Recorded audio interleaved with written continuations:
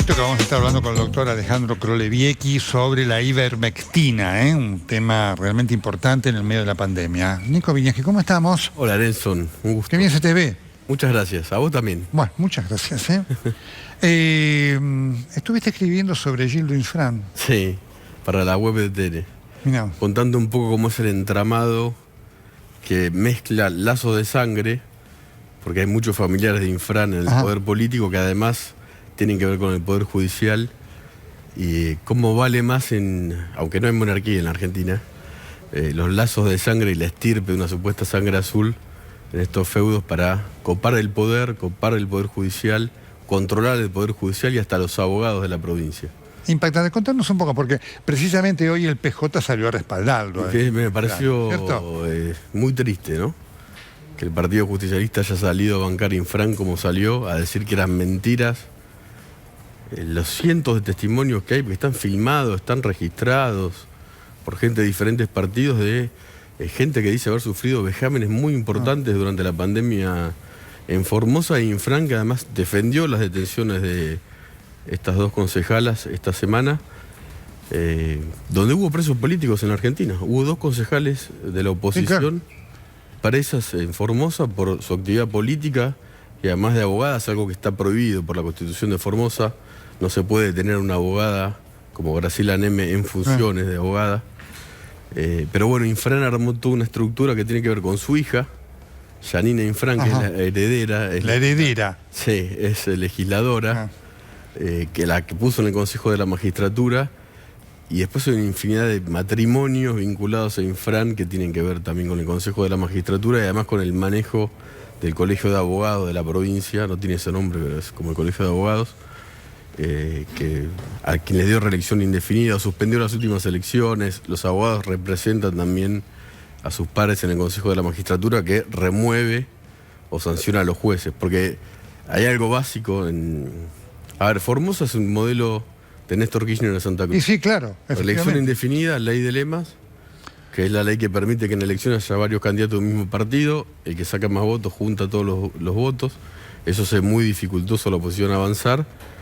Y bueno, se perfeccionó, porque Kirchner saltó a la presidencia, bueno, después se murió, pero Infran no. Infran fue diputado provincial en el 83, en el 87 vicegobernador, en el 95 es gobernador, en el 99 reforma la Constitución y sigue ahí. O sea, está en el poder del Poder Ejecutivo de Formosa desde el año 91. Es impresionante, ¿no? Porque también habla de sociedad... Desde el 87. 87, mirá. Yo tenía 7 años.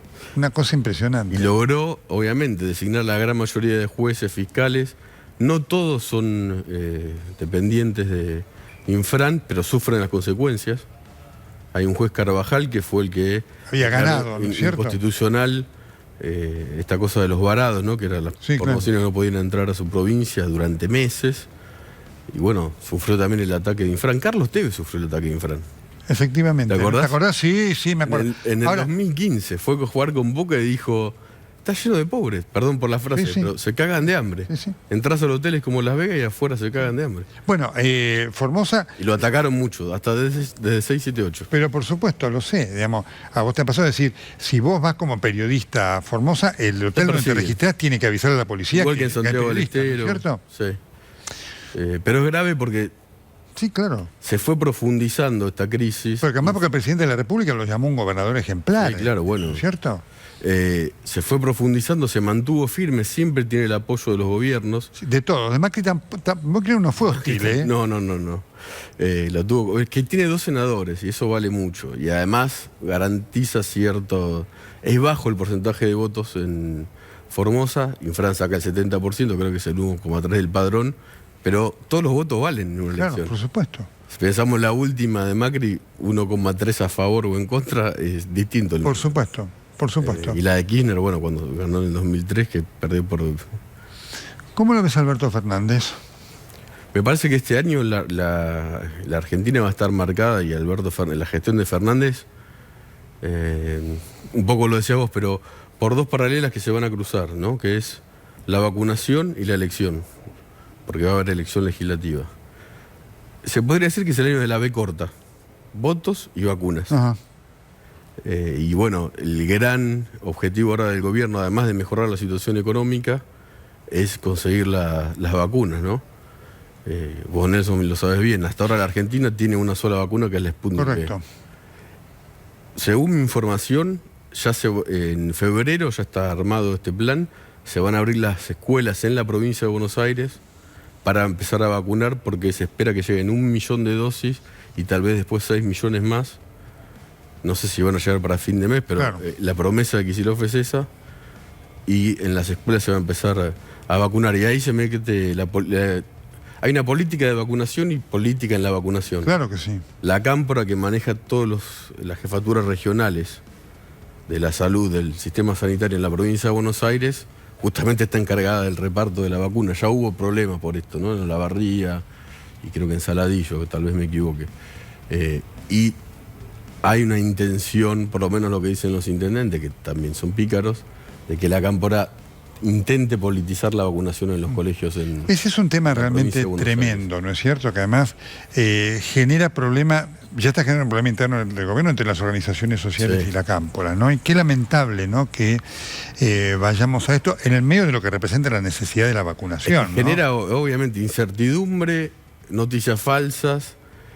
Y esta cosa que dicen, bueno, van a llegar tantas vacunas, un día nos dice se van a vacunar a los docentes, todavía no se dieron todas las segundas dosis, muchos de los... Fíjate vos que estos números que vos marcas igualmente quedan lejos de los que había anunciado Alberto Fernández, que había dicho que para febrero, fin de febrero, iba a haber 15 millones. Sí, no, bueno, en eso la comunicación del gobierno obviamente falló, y que es clave, ¿no?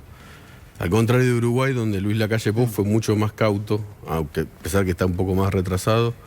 Y después viene, se supone que en abril, entre fines de marzo y abril, las 22 millones de dosis de la vacuna de AstraZeneca y Oxford, ¿no? Entonces, ahí tenemos, en principio, esas 2 producciones de vacunas. Ahora, no otra. Cualquiera que diga que venga a Pfizer, por ahora es una quimera, sobre todo por el frío que necesita esa vacuna, la logística de cumplimiento imposible en Argentina. ¿Cómo ves a la oposición? Y yo creo que va a haber como una guerra de mujeres en las elecciones. ¿Ah, sí? Cristina Kirchner, que obviamente va a liderar la confección de las listas. Elisa Carrió, pelea en el buen sentido, ¿no? Guerra en el buen sentido.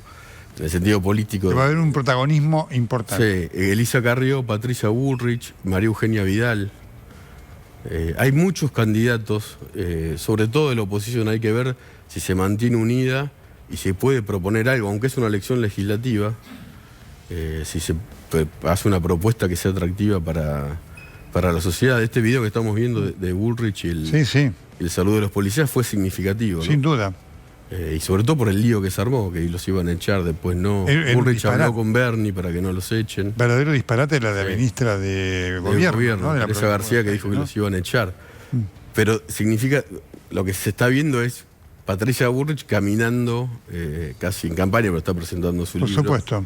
En la costa atlántica. Tiene varios desafíos la oposición, ¿no? Sí, el principal mantenerse unido, ¿no? Mantenerse unidos, sí. Tal vez por eso Bullrich se vio con Carrió, porque representan como especie de halcones y palomas en Juntos por el Cambio. Y ofrecer algo que sea atractivo en un país donde faltan ideas. Faltan ideas. ¿Quién tiene una idea acá? Nadie.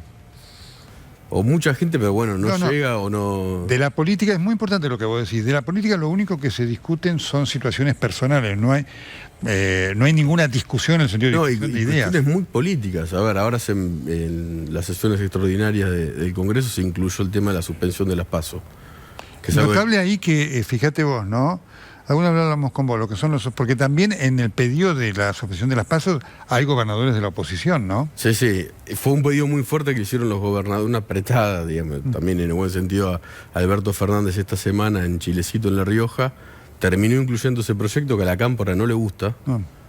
Y entonces ahí también se ve el doble juego de Alberto Fernández entre los gobernadores, que tienen muchísimo peso territorial, y la Cámpora, que lo que tiene es un avance sobre el Estado y sobre el poder, y que todavía me parece que tiene el desafío de mostrar si pueden hacer buenas gestiones, porque hasta ahora la Cámpora era una especie de ejército pretoriano de Cristina que la defendía en la calle, en los medios.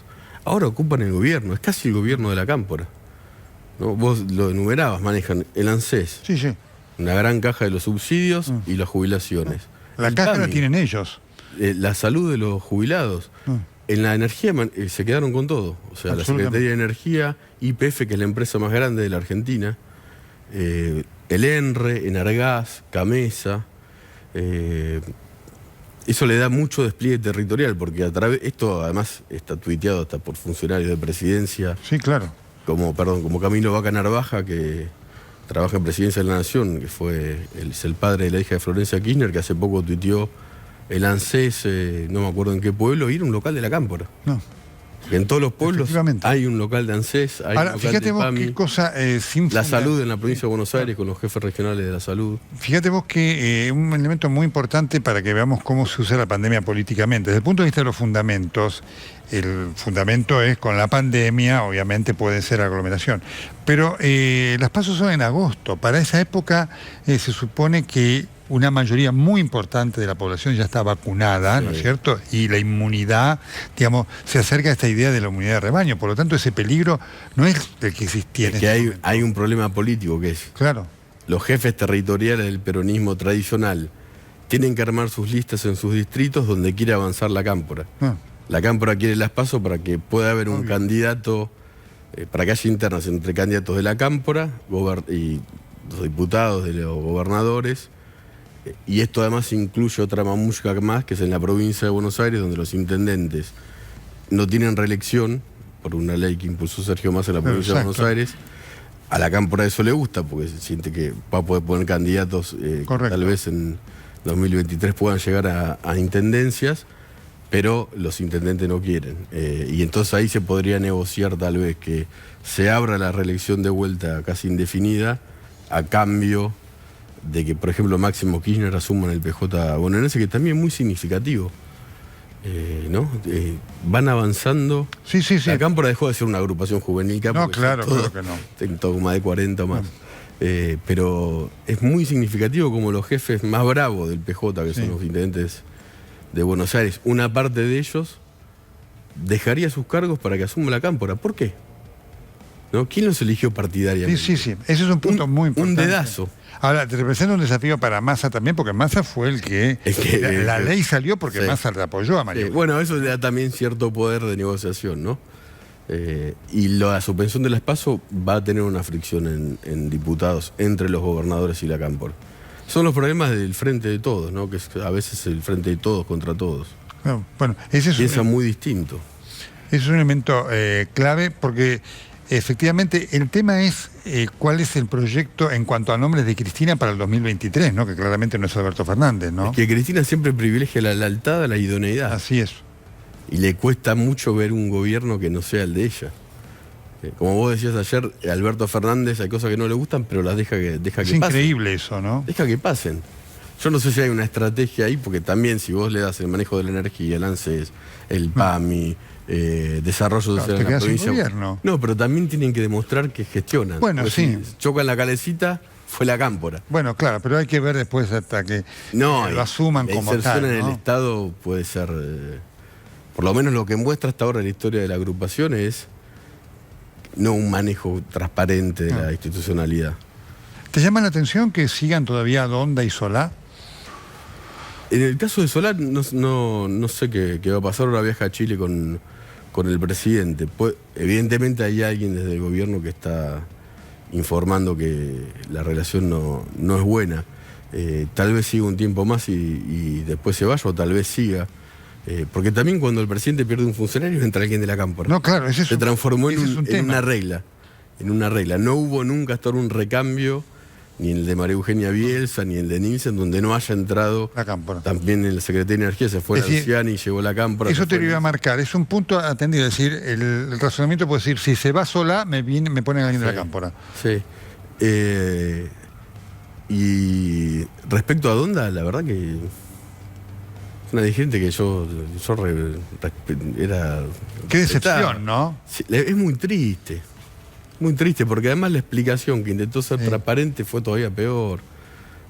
Y están los audios ahí, no hay ningún complot, no hay nada. Es una empleada doméstica que no le aumentaron el sueldo. Sí, claro. Y le pagaban, parecería ser en negro. Y además Donda me parece que cometió un error cuando admitió que ella desde el INADI ayuda a sus amigos. Sí, sí, increíble. ¿Sabes lo que también demuestra que pasa mucho con Cristina y la justicia? La buena parte de la clase política está gobernando para ellos. Al decir yo le ayudo a mis amigos con el INADI, bueno, no se puede. ¿No? Sí, claro. Hay como una cosa de entornismo. Sí, absoluto. O sea, se ayuda al entorno, se ayuda políticamente con el Estado, que es la plata de todos nosotros. ¿Cómo lo ves a Macri? Un enigma, ¿no? Me parece que no va a ser candidato en estas elecciones. Por lo menos es lo que dice Patricia Bullrich. Él lo dejó entrever, pero siempre está la puerta abierta. Lo que pasa es que en la política argentina de acá a octubre, Nelson, puede pasar cualquier cosa.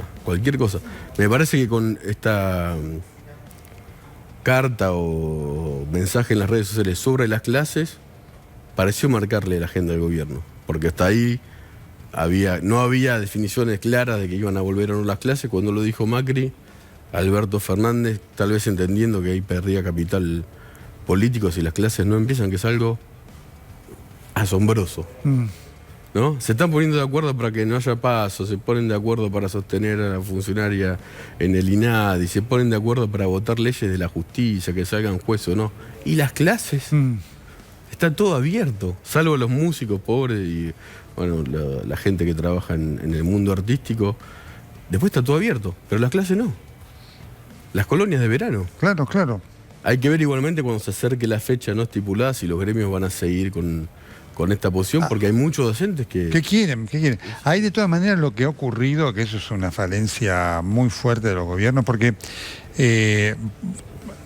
hay una necesidad de que vuelvan las clases. Ahora, las clases tienen que volver en condiciones que sean seguras para todos, ¿no es cierto? Sí, la pandemia lo que hizo fue descubrir lo bueno precariedad y lo malo, o sea, descubrir, ya todos sabíamos, la opinión pública informada, cuál es la situación del país.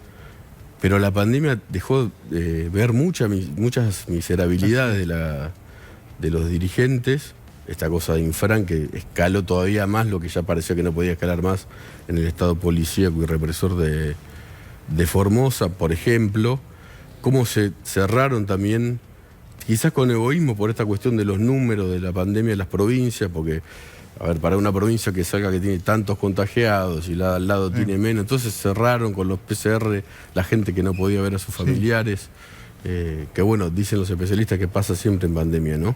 Sí, por supuesto, lo que pasa es que... ayuda a cercenar las libertades. Efectivamente, es un tema, lo que te resulta penoso es el hecho de esta actitud política electoral, y decir, bueno, si yo tengo más casos, ahí tengo un problema, entonces los tengo que arrestar. Eso es una cosa horrible, ¿no? Bueno, en el caso de Formosa, que la explicación del gobernador contradice sus políticas. Sí, totalmente. Son los mejores indicadores. Bueno, si no hay casos de COVID, hay pocos muertos, ¿por qué está la gente encerrada, casi presa, no?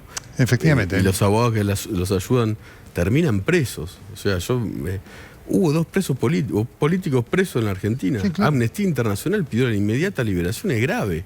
Sí. O sea, ante el silencio de todas las organizaciones de derechos humanos, ¿no? Qué increíble, claro. ¿No? Hay wichis que están presos hoy, Nelson, que se los llevaron a la rastra detenidos porque reclamaban algo que Amnistía Internacional también había pedido, que es que puedan cobrar los subsidios del Estado con bancos. Siguen detenidos. ¿Por qué siguen detenidos? Sí. Es increíble, ¿no? Y Fran insiste, se mantiene firme, incluso tal vez pueda haber algún tipo de delito, porque cuando se empezaron a denunciar lo que pasaba en los centros de aislamiento, dicen los denunciantes en Formosa, se buscó que los testigos, la gente que está en los centros de aislamiento, trate de decir que no, que eso no pasa. Claro, que no pasa. Eso es un delito. O sea, absolutamente. Pero también se le perdió el miedo a Infran y creo que hasta ahora no le salió. Y hay algo interesante en Formosa, que es el uso del celular, que generó ya alguna revuelta en Chile. Y en Formosa con los celulares la gente filma todo.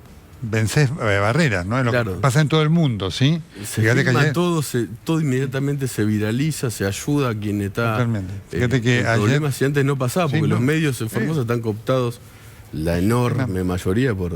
es un tema universal. Fíjate que Putin estaba bloqueando las redes de los partidarios de Navalny para... los comportamientos son similares, ¿no? Realmente. En este contexto, Por supuesto. ¿Te sorprendió el episodio de San Andrés de Giles de los 2 concejales que...? Ya sabía, yo incluso creo que hice un comentario que en la provincia de Buenos Aires la vacuna es la Argentina. Otra cosa que tenemos que aprender todos, este es un país pobre y que está muy mal. Sí. Se necesitó parar para mejorar los hospitales. Las escuelas están mal. Obvio. Se necesita que militantes de las organizaciones sociales vayan casa por casa espero que no hacer política. La intención parece buena, a concientizar. El Estado no llega. Claro. ¿Cuántos alumnos perdieron? Sí, desertaron. El gobierno dice, hoy lo contaba Santiago de Apelo, nuestro colega en Radio Mitre, 1 millón.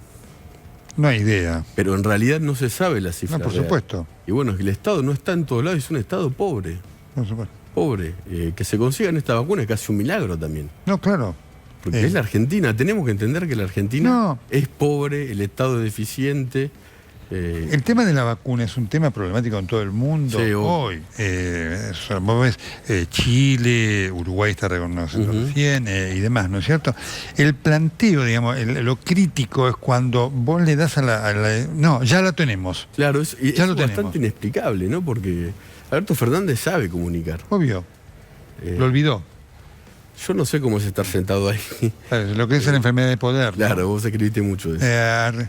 Realmente. Pero no es lo mismo decir, vos lo sabés, en diciembre, antes de fin de año va a haber no sé cuánto, y bueno, no llega y genera dudas. Pero por supuesto, lo mismo que ocultar posibles cosas que no se conocen de la vacuna y demás, cuando todas las otras vacunas están diciendo lo que falta y lo que no falta. Y eso da transparencia y da confianza. Sí, claro.